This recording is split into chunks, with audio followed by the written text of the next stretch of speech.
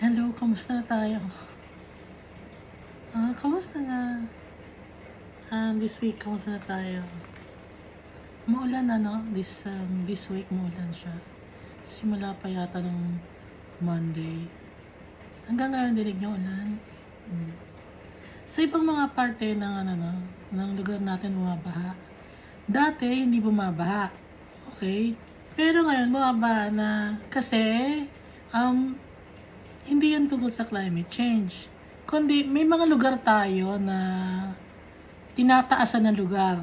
Kasi may bababang lugar gusto nating taasan.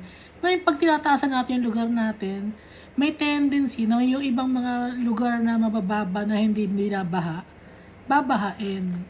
Okay? Kaya ganon. Na? So, yung water sa mundo natin, hindi siya nababawasan, hindi siya nadadagdagan. Nag-iiba lang siya ng state. Sometimes solid siya, sometimes liquid siya, sometimes nasa cloud siya, nagpe-precipitate. Na, so alam natin yung science, di ba yun ang turo sa atin sa school.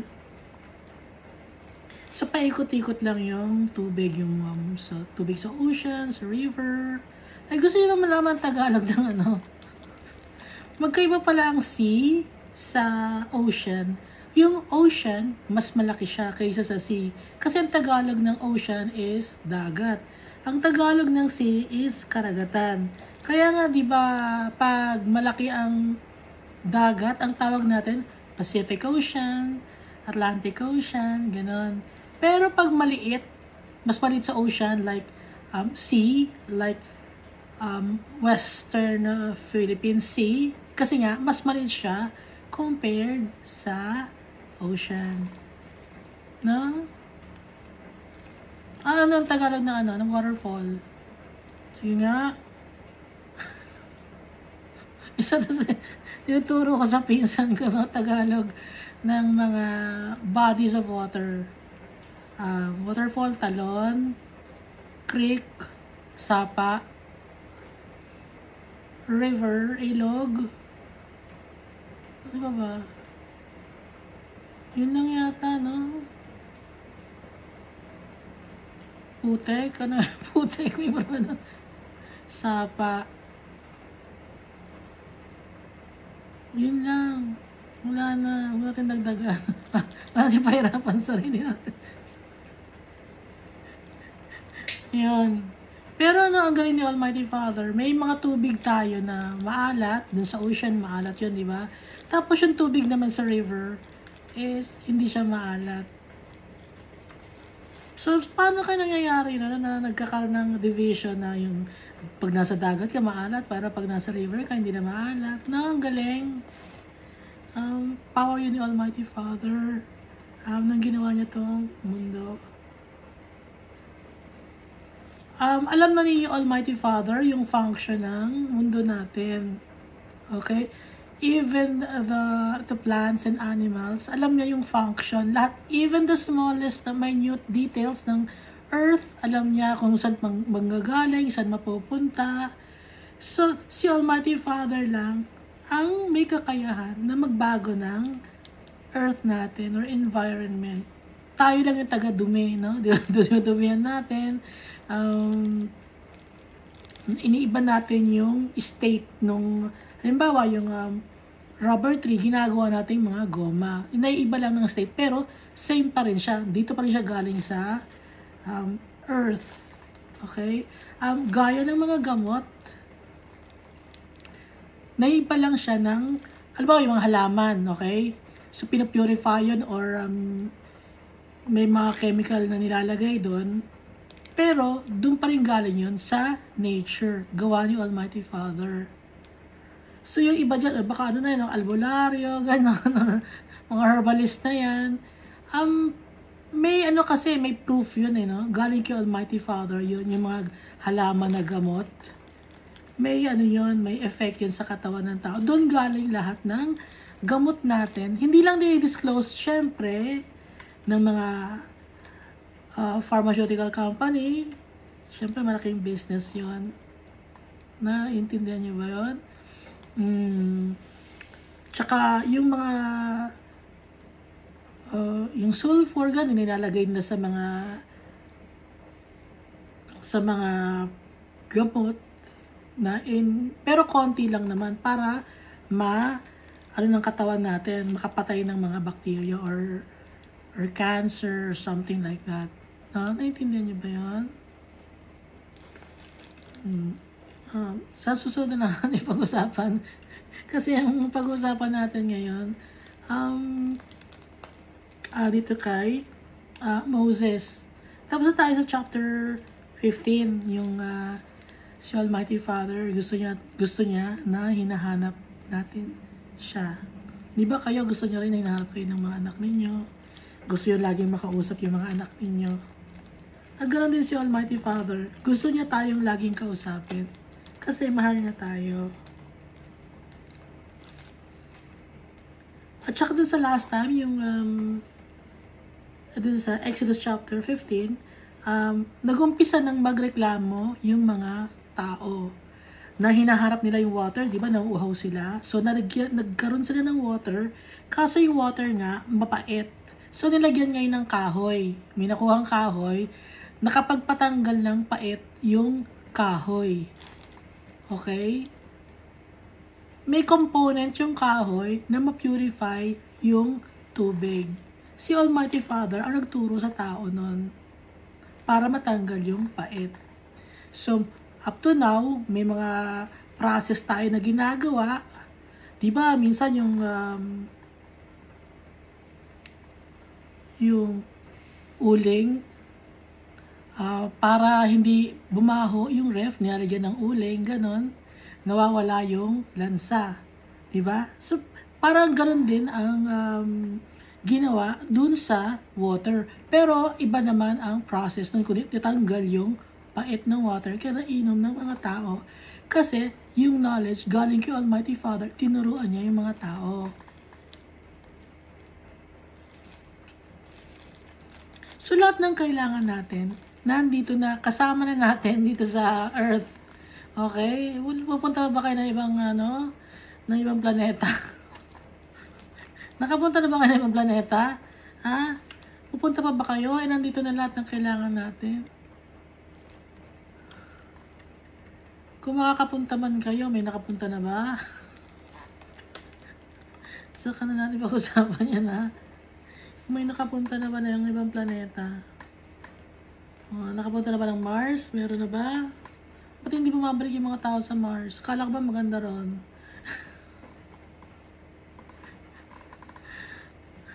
Okay, dito na tayo sa chapter 16 ng Exodus. The whole Israelite community set out from Elim and came to the desert of Sin, which is between Elim and Sinai, on the 50th day of the second month after they had come out of Egypt.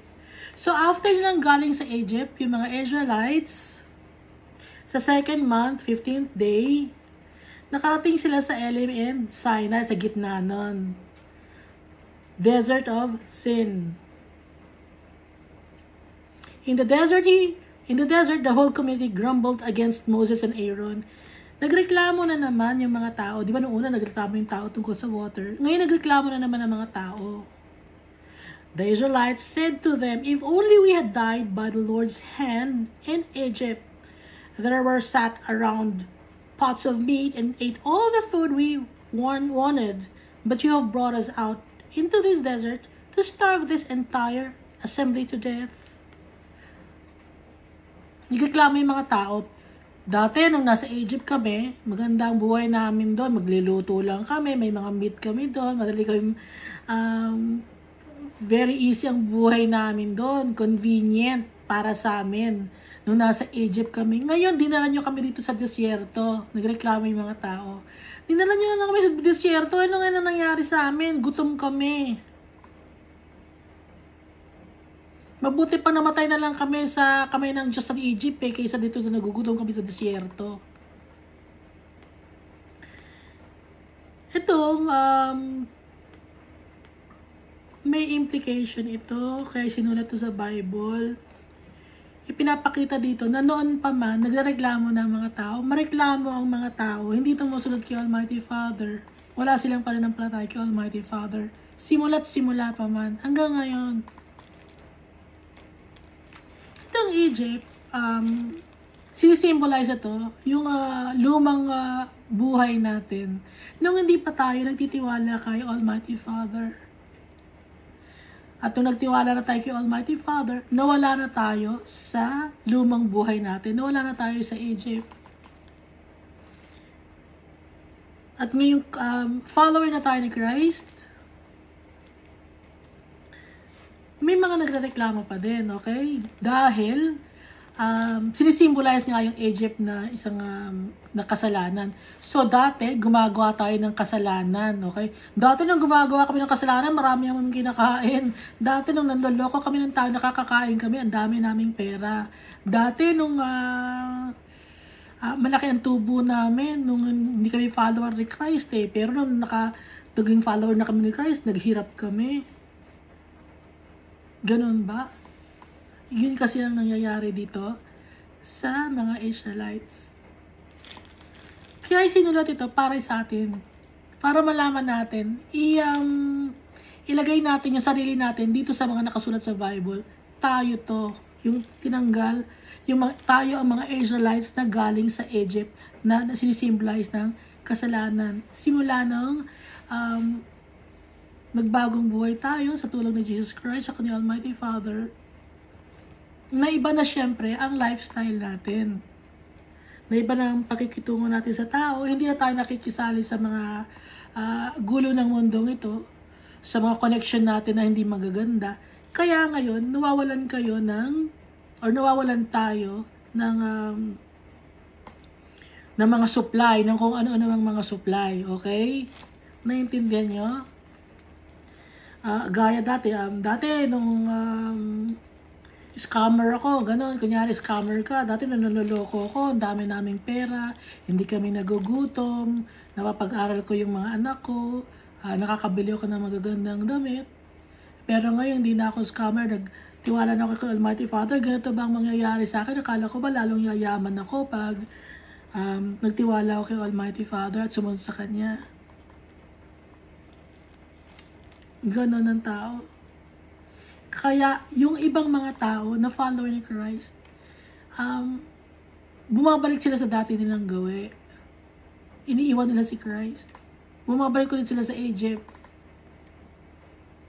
Bumabalik sila sa dating kasalanan nila. Kasi hindi nila kayang mabuhay by faith kay Almighty Father and kay Jesus Christ.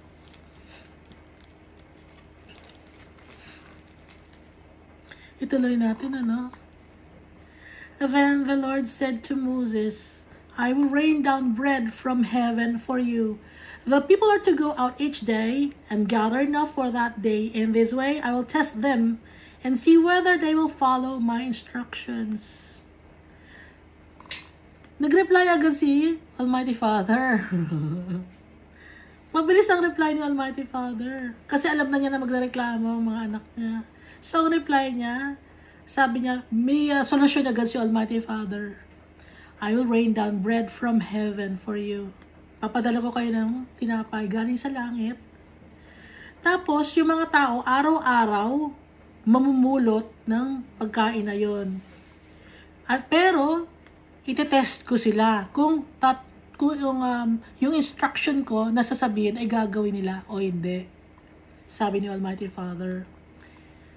On the 6th day, they are to prepare what they bring in, and that is to be twice as much as they gather on the other days. So sabi ni Almighty Father dito, araw-araw, mag-gather ang mga tao ng mga bread from heaven. Pero on the 6th day, mag-gather sila twice as much as they gather on the other days. Kasi nga, on the 7th day, hindi sila pwedeng mag-gather. Kaya on the 6th day, dapat damihan nila. Kasi kinabukasan, hindi sila pwedeng mag-gather ng mga pinapay. Okay? Kasi nga, rest day yon. Sabbath day. So, yun ang instruction ha. Malinaw na malinaw at napakasimple lang. 7th day, huwag kayong lalabas. Magpahinga lang kayo sa bahay. Magdasal kayo. No? Parang tayo.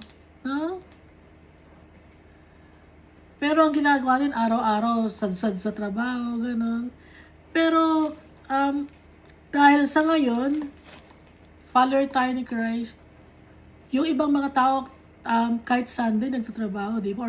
Or Sabbath day. Actually, Sabbath day is Sabado. Kaya nga Sabbath Sabbath, Saturday. Pero naiba lang siya, naging Sunday lang siya dahil nga kay Constantine. Pero kahit anong araw, pwede tayong maglaan ng panahon kay Almighty Father. Actually, kahit oras-oras no? Oras-oras. May panahon tayo dapat kay Almighty Father. Pwede natin siyang tawagan. Pwede tayong magdasal. Okay? Kasi minsan yung iba kahit Sunday, nasa bahay lang, hindi naman sila nagdadasal, di ba? Or kahit ma-attend sila ng kanilang weekly gathering, hindi naman sila nakikinig. Nakikipag-chismisan lang sila, naghahawak lang sila ng cellphone, hindi sila... basta lang maka-attend, di ba? Basta lang Sunday, Saturday, basta lang maka-attend, at least na Sunday, Saturday, nandito ako. Pero kung wala naman sa puso yun, baliwala din yun. Ang importante, nasa puso, any days of the week, Monday, Tuesday, Wednesday, Thursday, Friday, Saturday, Sunday. Pero dito dahil nga sa Old Testament, ang utos ni Almighty Father is Sabbath day.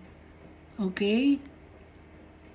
Kasi nga, hindi pa dito dumarating si Jesus Christ. Piniprepare lang ni Almighty Father ang mga tao dito sa Old Testament para sa pagdating ni Jesus Christ, may mga idea na ang mga tao kung ano ang dapat nilang gawin.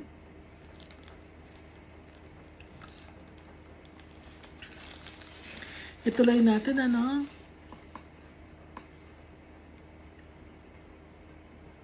So, kinausap ni Moses at ni Aaron ang mga Israelites. So Moses and Aaron said to all the Israelites, "In the evening you will know that it was the Lord who brought you out of Egypt. And in the morning you will see the glory of the Lord, because he has heard your grumbling against him. Who are we that you should grumble against us?" Moses also said, "You will know that it was the Lord when he gives you meat to eat in the evening, and all the bread you want in the morning, because he has heard your grumbling against him. Who are we? You're not grumbling against us, but against the Lord." Sinasabi dito ni Moses, sino ba kami? Ba't kayo sa amin nagreklamo? Wala namang kaming kayang gawin ni Aaron. Kaya pag nagreklamo kayo, hindi kayo sa amin nagreklamo kayo kay Almighty Father.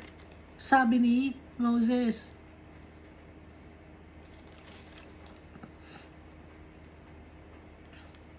Kaya tayo, pag nagreklamo tayo sa mga boss natin, ba't may ang sweldo ko, ganon, ba't ganyan ang boss ko, ganon.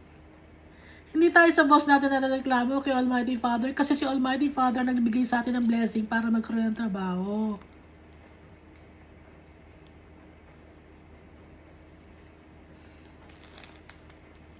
Si Almighty Father, lahat ang may gawa nun. Kamay niya yon, yung mga blessings na yon. Kaya hindi tayo dapat magreklamo sa mga tao. Hindi tayo magreklamo sa government natin.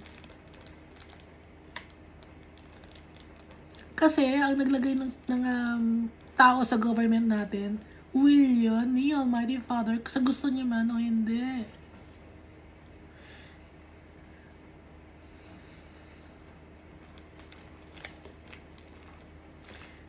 Kaya lang ayaw natin sa government, no? Kung may ayaw sa inyo sa government, it's tests. Test yun sa atin. Test yun sa'yo. Kung ano ang gagawin mo sa government. Susunod ka ba sa government o hindi? Pero alam mo ba na ang government ang naglagay ng si Almighty Father sa magiging mag-oppose ka ba sa government?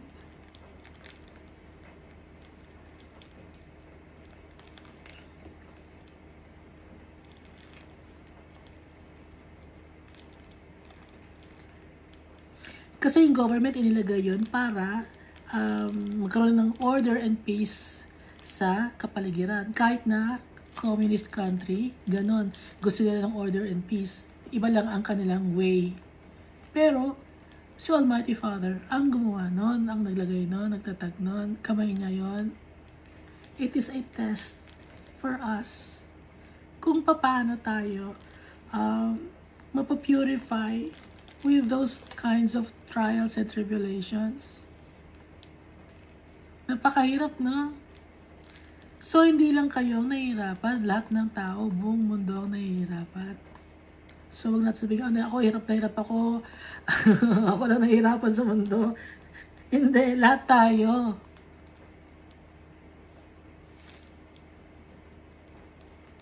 Dahil ang nagpapahirap sa atin, sino bang naghahari sa mundo?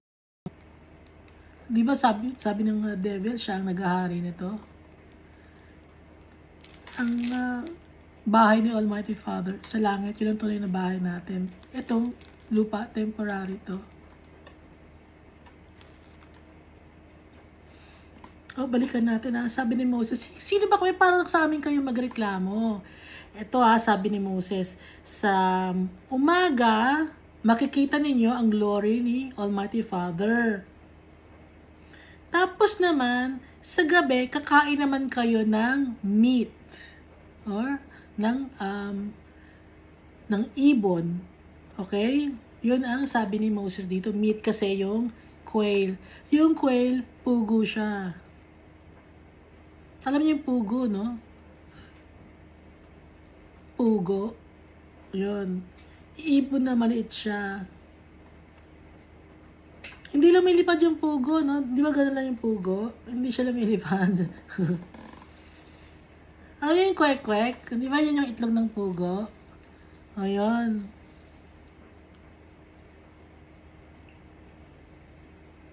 So, sa gabi, magkakaroon sila ng quail or pugo. Kakainin nila yon, yun ang meat nila. Sa umaga naman, may bread sila. Yun naman yung mana. Okay?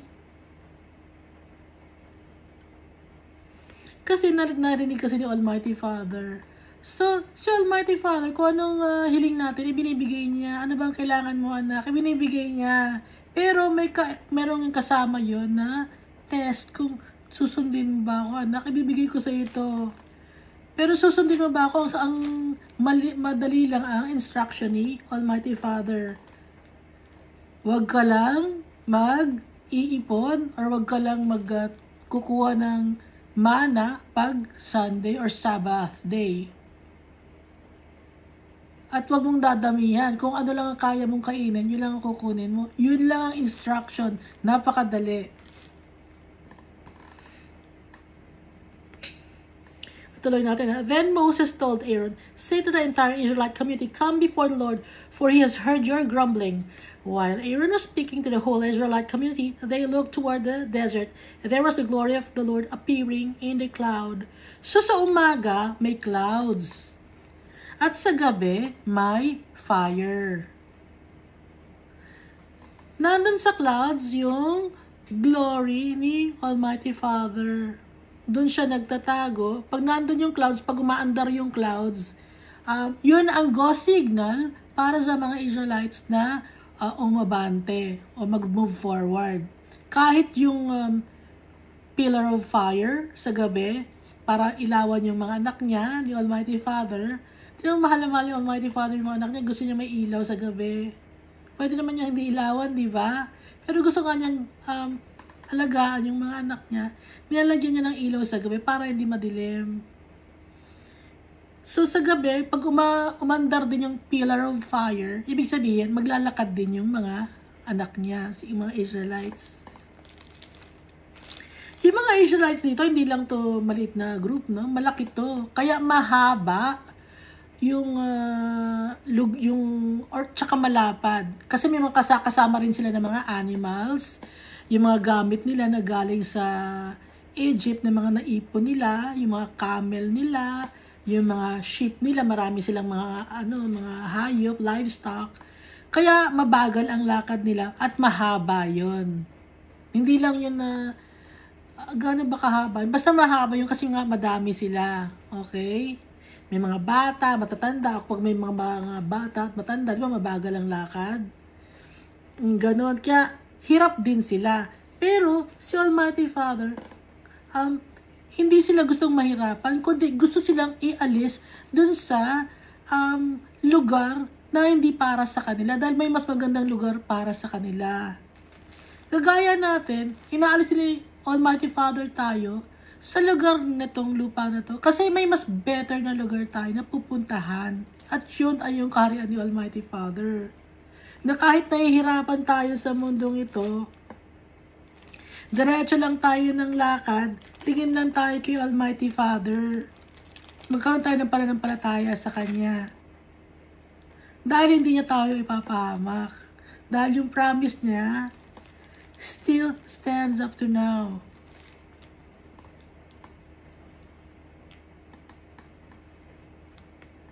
Ituloy natin ha.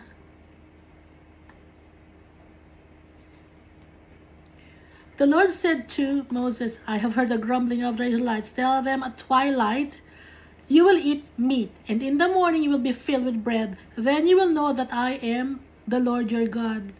Pinapakita ni Almighty Father. Magbibigay siya ng bread and meat para makita sa mga tao na siya ang pinakamakapangyarihan sa lahat. Hindi pa na-convince ang mga tao, yung sa parting of the Red Sea, hindi pa na-convince yung mga tao na powerful si Almighty Father. Hindi pa sila na-convince dun sa mga miracles na ipinakita kay Pharaoh. Yung mga Israelites, hindi pa sila na-convince dun. Nakulangan pa sila. Alam na alam ni Almighty Father ang ugali natin. Kasi simula pa lang noon, ganun na ang tao. Hanggang ngayon, ganun pa rin ang tao. Kahit gaano kadaming miracles ang pinakita ni Almighty Father, hindi pa rin naniniwala ang tao. Kaya si Almighty Father, tahimik na lang siya ngayon. Inaantay niya na tayo magtiwala sa Kanya. Dahil lahat na ng mga proof ng power niya nandito na sa Bible, inaantay lang niya tayo maniwala.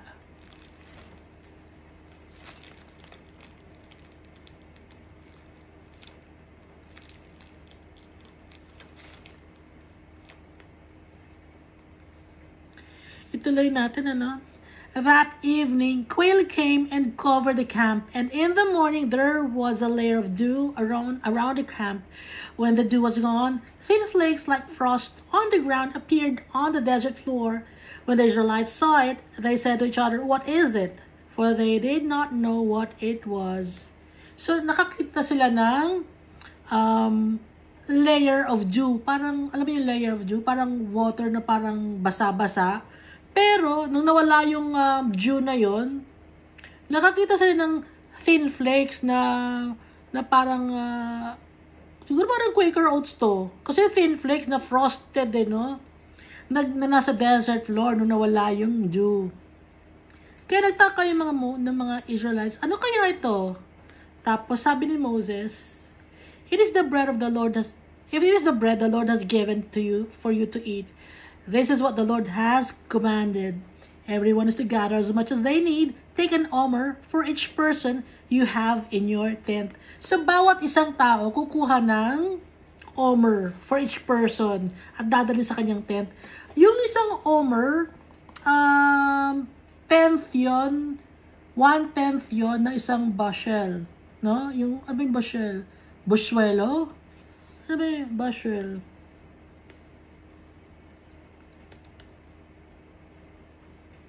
Bushwelo ba ang tawag nun? Yung bushwelo kasi, ang laman nun, 35 liters. So, 1/10 ng bushel yung isang omer. So, 3.5 liters bawat isang tao ang dadala niya sa tent niya. So, bushel yun, ano?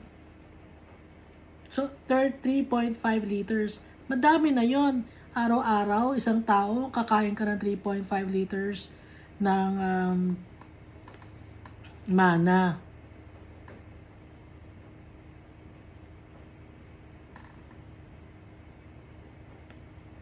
Kasi take an omer for each person you have in your tent. So, bawat isang tao, 3.5 liter kung liquid. Pero kung solid, ibang ano, di ba? Pero ang bigat nun is kinukumpara sa 3.5 liter.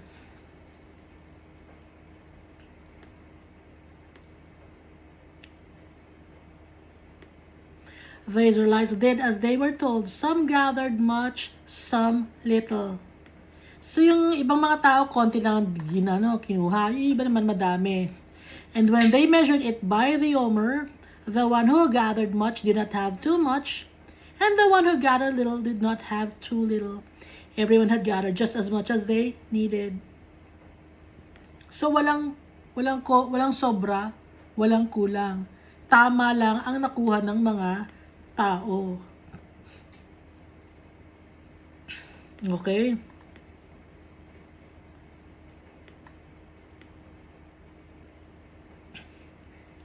So parang tayo yun. Kung ano lang kailangan natin, yun lang. Hindi sobra, hindi kulang. At pantay-pantay. Pantay-pantay tingin sa atin ni Almighty Father. Mahirap ka man o mayaman. Anong pinag-aralan mo? O wala kang pinag-aralan o hindi ka nakapag-aral. Pantay-pantay. Pantay-pantay niya tayong mahal lahat.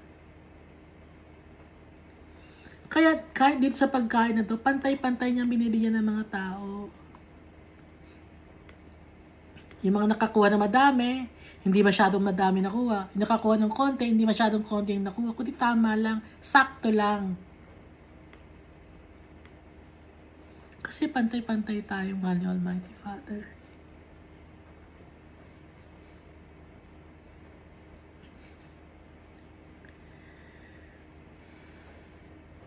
Yung pagmamahal na binibigay niya kay Jesus Christ, ganoon din ang pagmamahal niya para sa atin.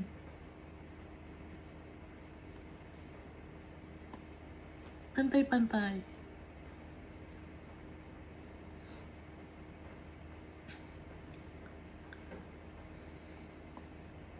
Mas makasalanan nga tayo, di ba? Makasalanan tayo. Pero kahit mas makasalanan tayo, ganun pa rin ang pagmamahal niya. So, walang, ay, mas makasalanan niya, hindi yan mahal.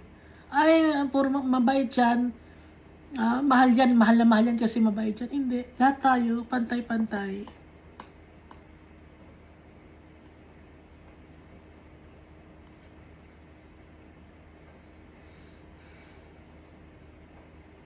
Kasi si Jesus Christ, ibinigay niya ang buhay niya para sa lahat sa atin. Lugi nga si Jesus Christ, di ba? Kasi yung pagkakapako sa kanya, hindi lang pagkakapako yun. Naghirap siya habang pinako. Pako sa kanya dito. Masakit to.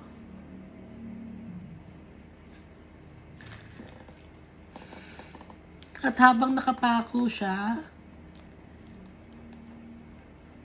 hindi natin alam kung may mga umaakyat na mga hayop dun sa krus. Di ba nakakita na ba kayo na pag may kinakatay kayo? Or sa mga probinsya kasi pag may mga kinakatay na mga baboy, di ba? Minsan pagkatay na yung baboy, no? Buhay pa yung baboy, inilalanggam na. Sobrang paghihirap ang naranasan ni Jesus Christ para sa atin.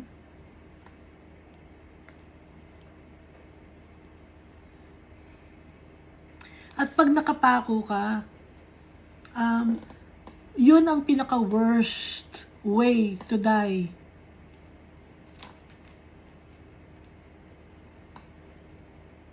Yung sa Pampanga, no? Hindi. May takip pa sila, di ba? Nakapatong yung paa nila doon. Kay Jesus Christ, walang patong yun. Talagang yung bigat niya, nandun sa kamay niya, nandito, tsaka nasa paa niya. At yung shame na naramdaman ni Jesus Christ, di ba hinabaran pa nga siya?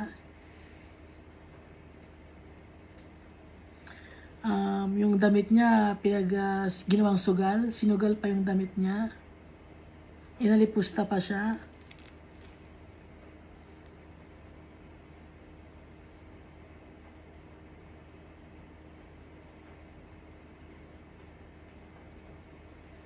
At tuwing hihinga nun si Jesus Christ, masakit yon. Kasi pag hihinga ka, nakapako ka, masakit ang ulo mo, masakit yung paa mo, pag hihinga mo, hindi ka makakahinga ng diretso. Kasi nga, sasakit yon likod mo, konektado lahat.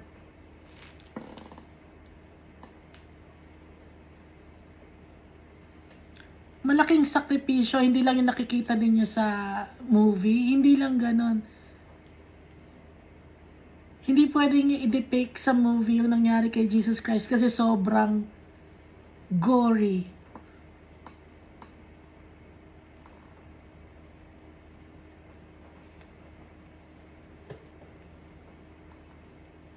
Sobrang daming dugo.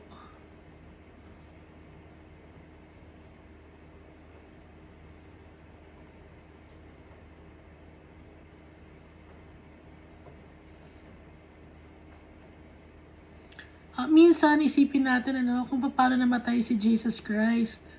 Kung paano sakripisyo ang ginawa niya para iligtas tayo. Isipin niyo. Dapat tayo yun.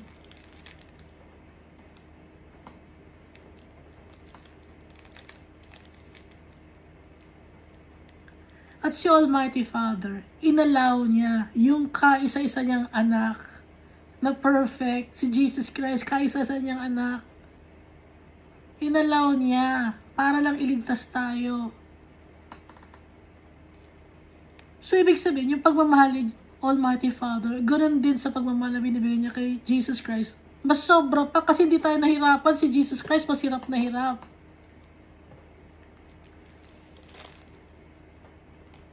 Pero hindi mga tao hindi naiintindihan yun. Kasi kahit hindi nila naiintindihan yung puso nila nabalot na ng veil, nabalot na ng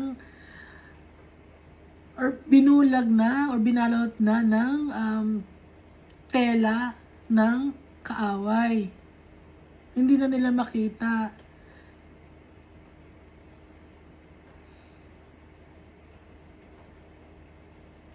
Pero may choice naman ng tao no? Pwede niyang tanggalin or lumapit siya kay Almighty Father para tanggalin yung veil o yung takip sa puso niya at sa mata niya. Pero hindi niya gustong tanggalin kasi mas gusto niyang nakatakip ang mata niya. Pero tayo, as followers of Christ, gusto natin ang totoo.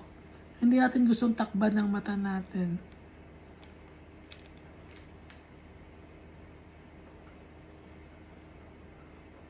I-admit natin na makasalanan tayo. I-admit natin na kailangan natin si Almighty Father at si Jesus Christ sa buhay natin. Hindi tayo magyayabang.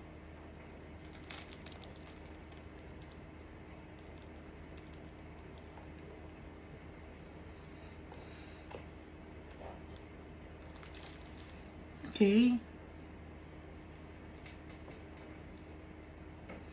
Itong mana na tinapay na para siyang wafer na lasang honey. So matamis siya. Ang tutuloy ko ang basa, no? Sabi ni Moses, then Moses said to them, no one is to keep any of it until morning. Uubusin. Kung anong kinuha mo, ubusin mo. Huwag kang magtitira kinabukasan.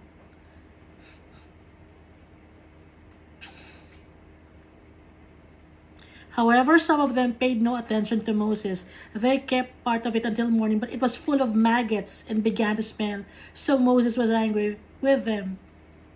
Kinabukasan inuod na maho. Kasi matigas ang ulo ng mga tao.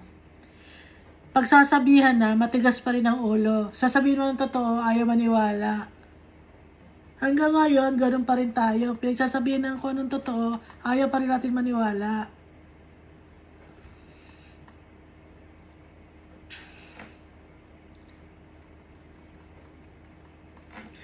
Each morning, everyone gathered as much as they needed, and when the sun grew hot, it melted away. So, pag may araw na tapat sa araw, natutunaw daw yung mana. So, pero every 6 days, they gathered twice as much. So, kung pag normal days, isang omer lang or 3.5 liter lang ang kukunin nila para sa isang tao sa tent, gagawin nilang doble yon para sa isang tao, dahil on the 7th day, hindi nila sila kukuha. Dahil nga, walang ipapadala si Almighty Father na mana on the 7th day.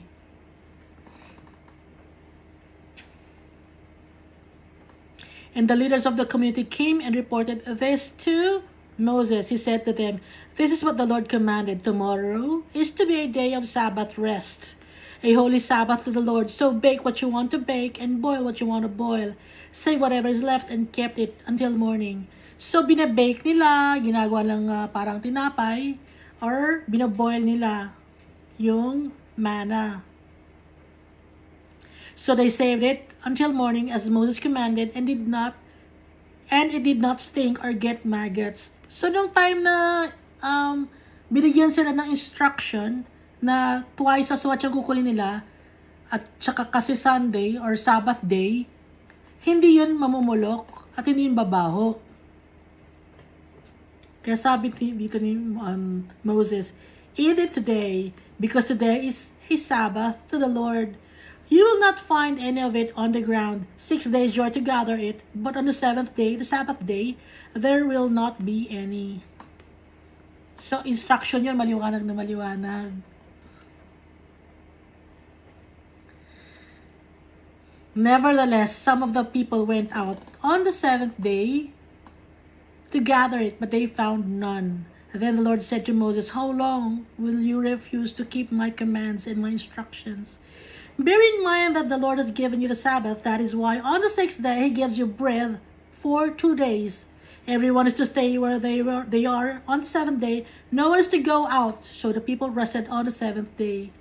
Sabi dito ni Almighty Father, kasi may mga taong lumabas para mag-gather on the 7th day. Ang sabi ni Almighty Father, iba ang instruction ko, wag na wag lalabas ng 7th day, kasi rest day yon, Sabbath day yon. How long? Hanggang kailan ba kayo hindi susunod sa commandments ko? Napakasimple lang ng commandments ko. Huwag lang kayong lalabas.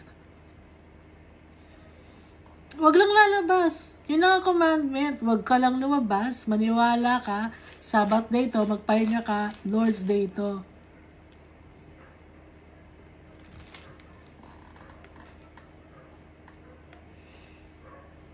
Kung kayo ba, no? Kung kayo si Almighty Father, anong gawin? Ang kukulit ng mga taong to, naiirita na ako rito. Di ba kung kayo, ang kukulit ng mga taong to, ba't yata ng mga taong to? Pero si Almighty Father, hindi gano'n. Pinagsabihan ko na kayo na wag kayong lalabas. Bakit lumabas pa kayo, di ba?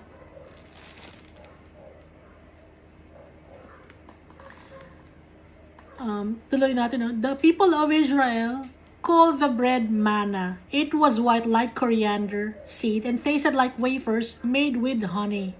So, alam mo yung coriander seeds, no? Yung ganon. So, nung time ni Moses, alam na nila yung coriander seed.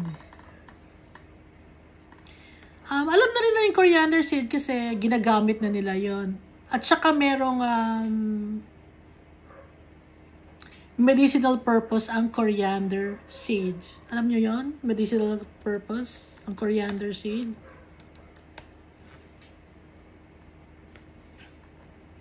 Hindi natin alam, baka itong coriander seed, isa rin to sa mga nilalagay na component para sa gamot natin ngayon.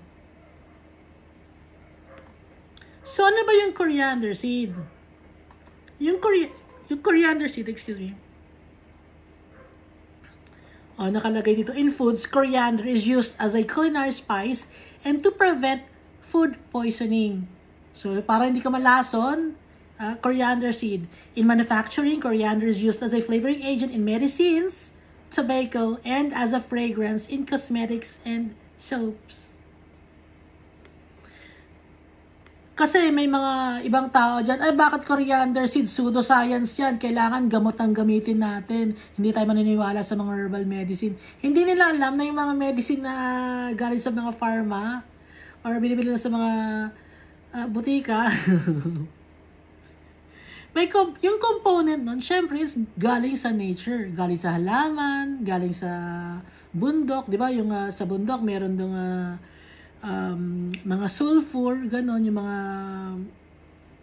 may mga laman kasi yung under the mountains alam nyo yun, di ba? May laman yung under the mountains, yung mga sulfur, ano ba yung mga chemicals, compounds na nasa nature natin.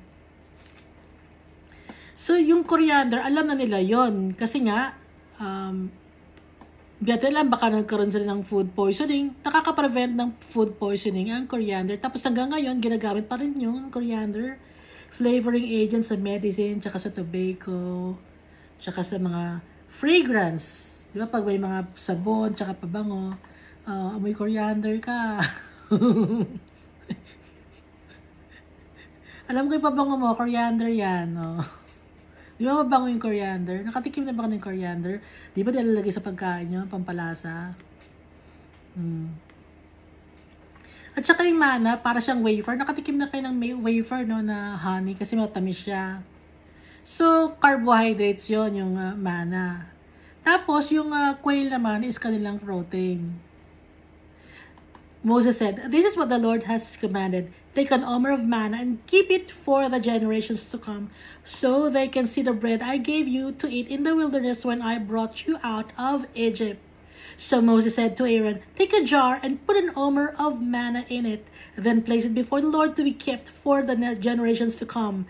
As the Lord commanded Moses, Aaron put the manna with the tablets of the covenant law so that it might be preserved.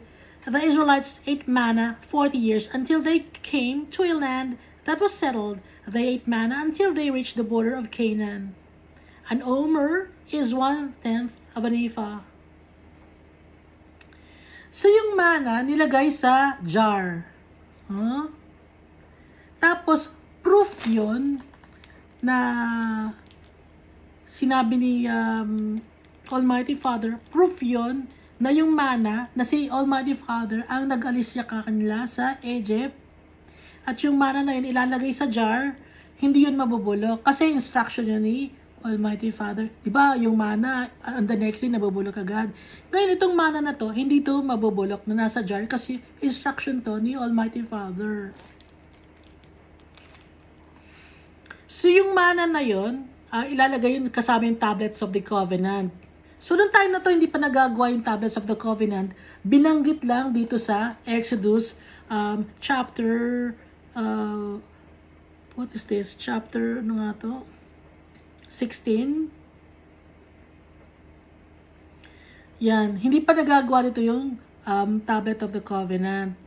Pero, binanggit na rito na, kasi nga, mas naunang ginawa yung tablet of the covenant bago ito isulat ni Moses.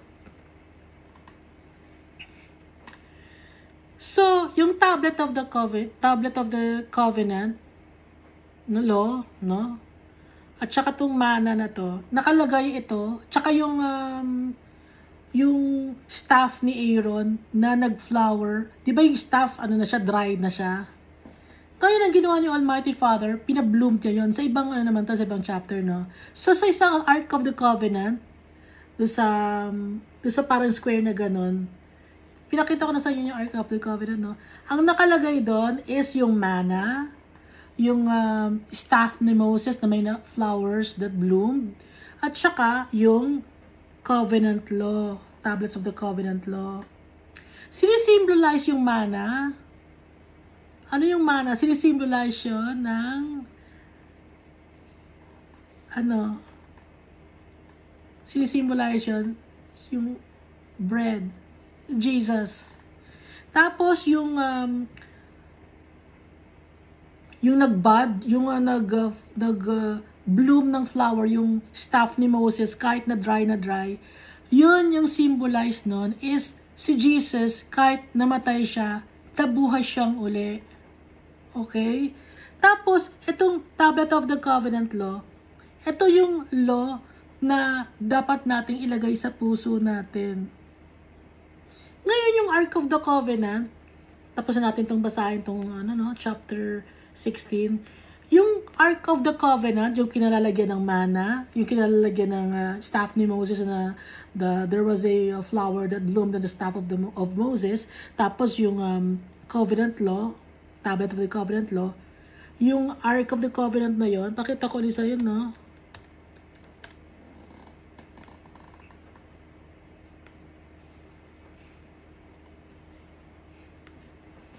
Somewhat like this ang itsura ng Ark of the Covenant.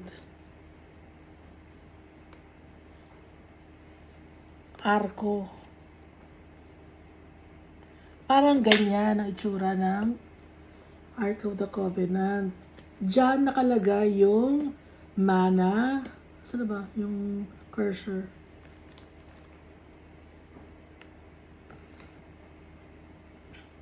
Diyan nakalagay yung mana.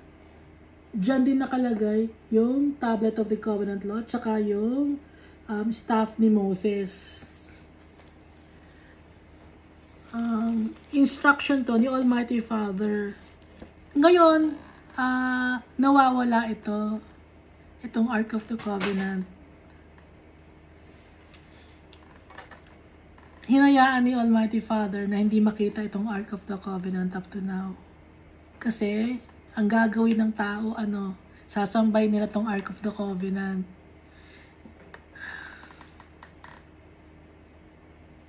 So, itong Ark of the Covenant is, sinisimbolize din ito, yung, kasi saka natin gata pag-usapan tong Ark of the Covenant. Next time naman kasi mag-isang oras na tayo, no? Saka natin pag-usapan. Si Almighty Father, ginagawa niyang lahat.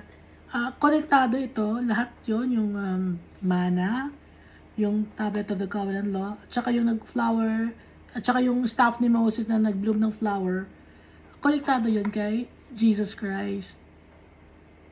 Hindi lang makita ng mga tao. At kaya sinasabi ko sa inyo, dahil nakikita natin na konektado ito kay Jesus Christ. Kasi yung staff ni Moses, di ba, dry na yon. Ibig sabihin, patay na kahoy na yon. Pero nag-bloom pa rin siya ng flower.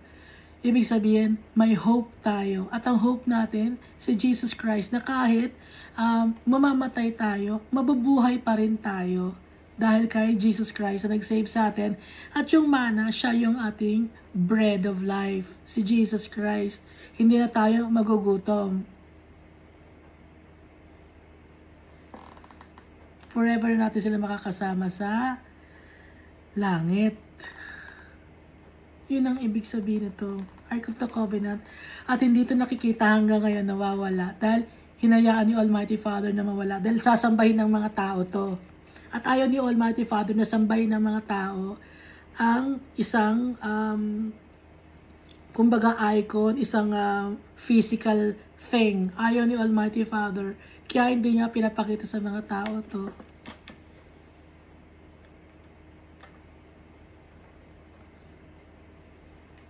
Kaya hanggang ngayon, hindi pa nakikita yung mga nasa Old Testament na mga artifacts.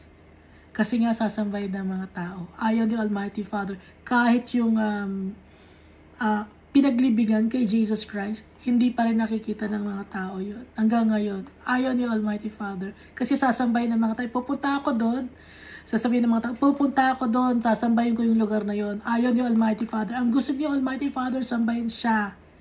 In spirit and in truth. By faith.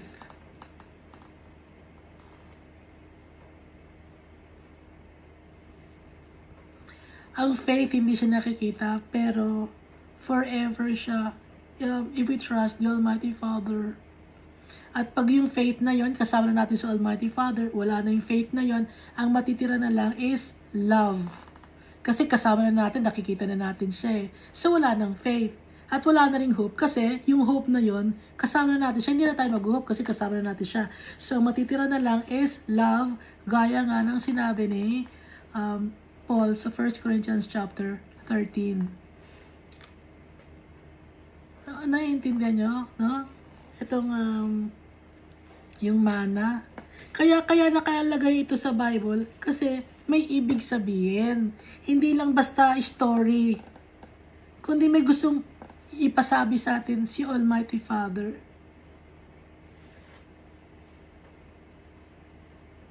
Maraming salamat sa pakikinig at palagi tayong magdadasal kay Almighty Father. Magtitiwala tayo sa Kanya, kikilalanin natin siya, kakausapin natin siya dahil tatay natin siya. Iba ang magiging pakiramdam mo pag lagi mo kasama si Almighty Father kaysa sa wala ka kay Almighty Father.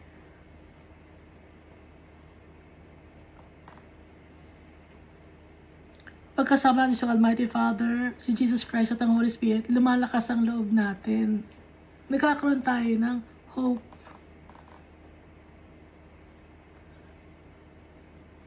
At na-alleviate yung mga sufferings and trials natin because we know that our Father will help us.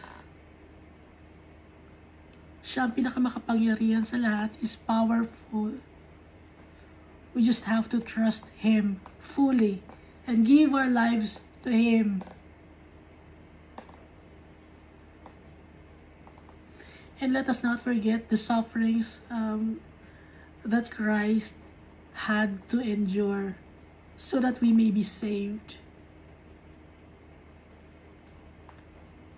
Isipin natin yung hirap niya. Naiisip niyo ba yung hirap niya? Akala niyo lang kasi yung nakikita niyo, no, na sa crucifixion, yung nakikita niyo sa movie. Hindi lang ganon. Mas malala pa doon. Yung pagkamatay ni Jesus Christ, pinaka-worst way to die. At yun ang pinakamatindi na kaparusahang ibinibigay sa tao.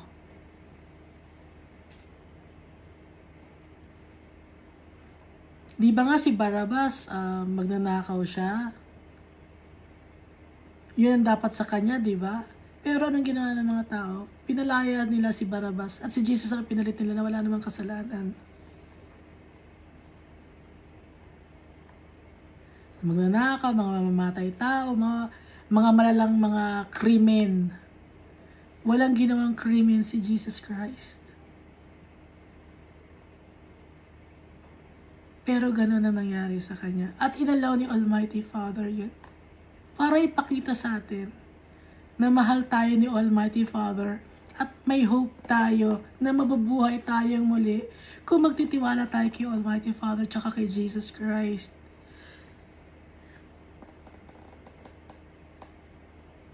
Maraming salamat, no, sa pakikinig. Maraming salamat. Nagpapasalamat ako kay Almighty Father sa pagmamahal niya sa atin lahat. Sa atin lahat, hindi lang sa akin. Mahal na mahal niya rin kayo. Thank you.